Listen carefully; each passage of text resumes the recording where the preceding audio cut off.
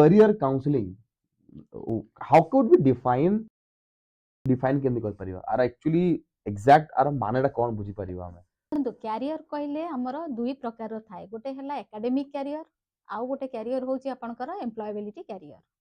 तमे आमे जते बेले एई एकेडमिक क्यारियर रिलेटेड काहाको गाइड करूचे काहाको गाइडेंस दोचे सेटा एकेडमिक करियर काउंसलर होची काउंसलिंग होची करियर काउंसलिंग एंड जते बेले आमे जॉब रिलेटेड बा बिजनेस रिलेटेड किछि